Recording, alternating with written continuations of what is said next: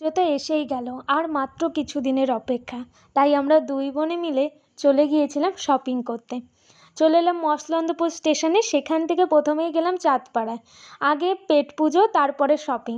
তো চাঁদপাড়ার famous কালীতীর hotel, যেটা সবার মুখে মুখে এখন চলে, সেই হোটেলের থেকে আমরা মাটন থালি অর্ডার দিয়েছিলাম, যেখানে ছিল একটা সবজি, আলু উচ্ছে ভাজা, ডালের বড়া আর ডাল আর মাটন ছিল।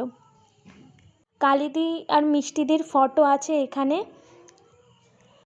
ফটোগুলো তারা দিদি নাম্বার ওয়ান, দাদাগিরি আরও নানা রকম সম্মান হিসাবে পেয়েছে। চলে গেলাম গোবরডাঙ্গা স্টেশনে, যেখান থেকে আমরা মেনলি শপিংটা করব। চলে গেলাম গোবরডাঙ্গা স্টেশনে। আমরা অনলাইনে অনেক দিন ধরে এই দিদির শপটাকে ফলো করছি।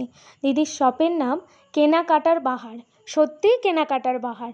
যেমন অসাধারণ কালেকশান, সেরকমই ছিল দিদির ব্যবহার। মানে যাওয়ার